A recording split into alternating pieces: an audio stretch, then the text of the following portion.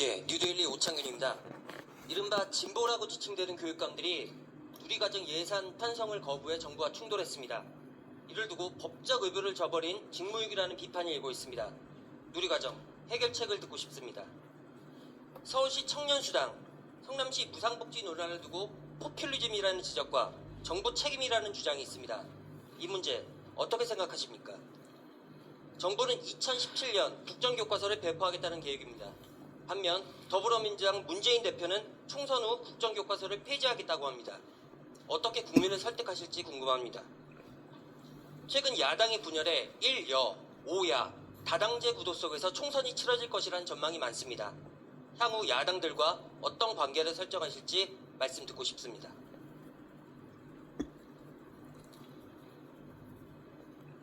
글쎄 항상 선거 목전에 두고서 정당이 이합 집산하는 그런 일들이 반복되어 왔습니다.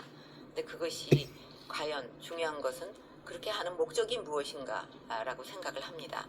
그러니까 4년 동안 제대로 일하지 않다가 그 어떤 국민의 심판을 회피하기 위해서 하는 건지, 그렇지 않으면 국민을 위한 어떤 진실한 마음에서 그렇게 하는 건지, 그거는 이제 국민들이 현명하게 판단을 하시리라고 생각을 합니다.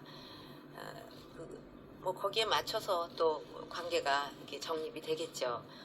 그리고 이제 누리과정과 관련해서는 우리 아이들의 그 어떤 건강한 그 성장을 위해서 이 과정은 꼭 필요하다고 생각을 합니다. 그런데 이것이 아이들을 볼모로 잡고 사실을 왜곡을 하면서 어떤 정치적 공격 수단으로 이런 것까지 그런 수단으로 삼고 있어서 참으로 안타깝게 생각을 합니다.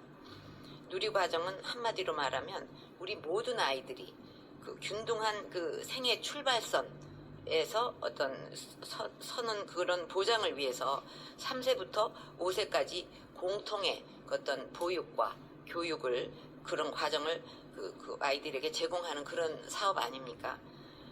그래서 이것이 이제 그 2012년에 도입이 됐는데, 그때 도입이 됐을 때 관련 법령이 있었고 또 그때 여야가 합의를 했어요. 그래서 지방교육 재정 그 교부금으로 그 어떤 지원을 쭉 했습니다. 2012년, 2013년.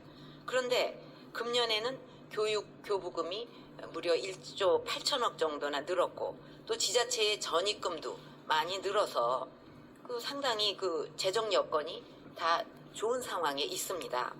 그리고 정부도 또 목적 예비비를 한 3천억 원 정도 이렇게 편성을 해서 이제 교육청을 지원하기로 했고, 이런 상황이기 때문에 교육감들이 의지만 있다면 얼마든지 그 예산을 편성할 수가 있는 상황입니다.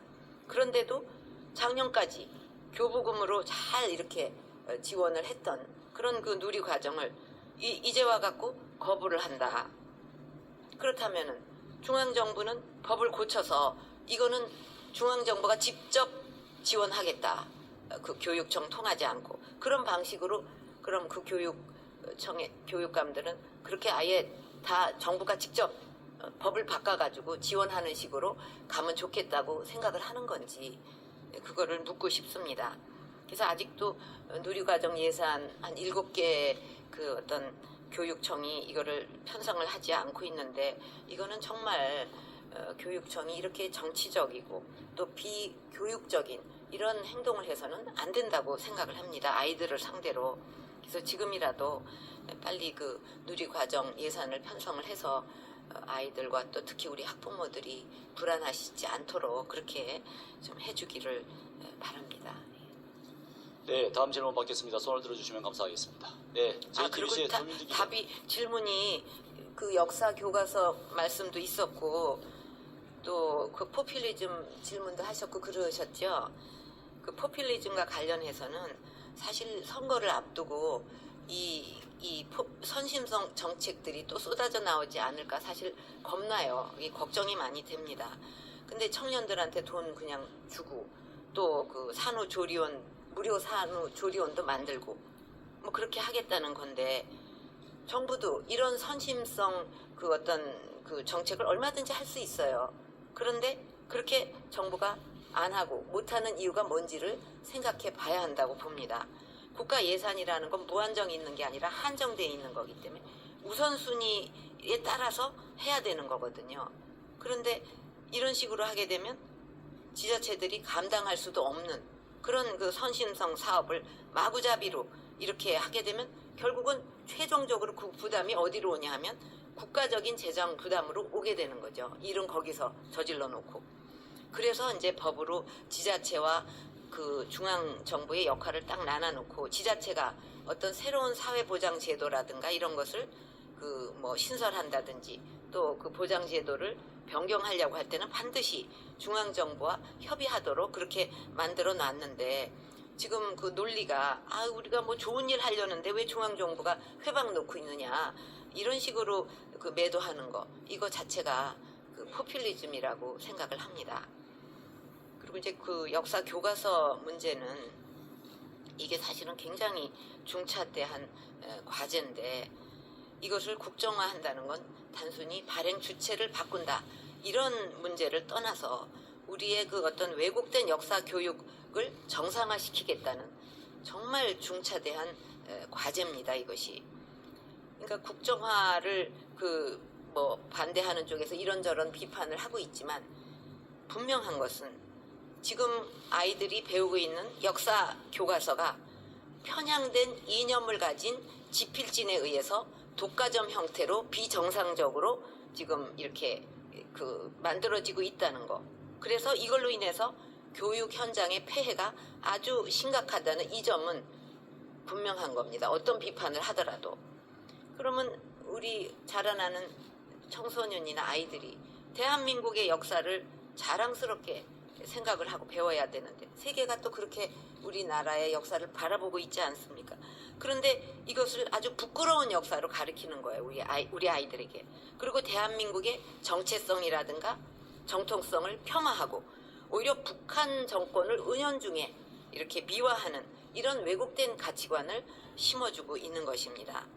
그래서 언론에서 이런 문제들이 있다 하고 지적을 하면 그 다양성을 이렇게 훼손하면 안 된다 하고 막 또 방어를 합니다. 근데 그 방어하는 사람들이 정작 성격이 조금 다른 교과서가 나왔을 때는 집단 행동까지 벌리면서 오히려 스스로 다양성을 훼손했다 이거죠. 굉장히 모순된 행동 아닙니까? 그래서 이 검정 체제 하에서 어떻게 이제 해보려고 그러면 이런 거는 너무 왜곡됐고 이렇게 부끄러운 역사를 가리키면 안 되니까 시정을 해라 하고 요구를 하면은 그거를 받아들이질 않고 소송까지 벌리면서 이 무시를 하고 이렇기 때문에 지금은 국정화로 갈 수밖에 없다. 그렇게 취할 수밖에 없는 상황입니다. 그래서 우리 미래 세대들이 우리 역사에 대해서 그게 말하자면 자기의 피와 살이 되고 나중에 어떤 정치가가 되든 뭐가 되든 그 배운 역사가 바탕이 돼서 그런 것이 나오는 겁니다. 근데 이게 부끄러운 역사라고 할 때 어떻게 한국인으로서 긍지를 가질 수 있으며 한국인으로서 긍지가 없는 아이들이 자라서 어떻게 우리 대한민국이 밝게 발전할 수가 있겠느냐. 또 주변국에서 역사를 왜곡한다. 한국 역사를. 그럴 때 한국 역사가 부끄럽다고 생각하는 그 아이들이 어떻게 그거를 당당히 맞서서 싸워 나갈 수가 있겠으며 이제 통일 시대를 맞았을 때 자유민주주의 체제가 그 어떤 그런 것에 대해서 확고한 신념을 어떻게 가질 수가 있겠냐 이거죠.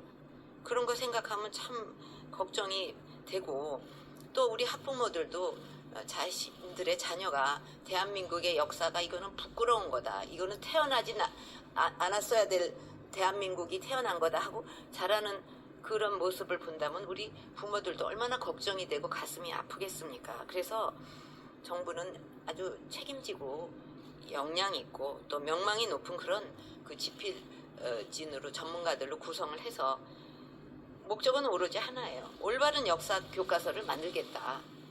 그건 아주 굉장히 중요한 사명으로 저는 생각하고 있습니다. 또 이 정부의 사명이고 그래서 국민 여러분께서도 정부를 믿고 힘을 모아주시기를 바랍니다. 네, 이번에는 앞서 손을 들어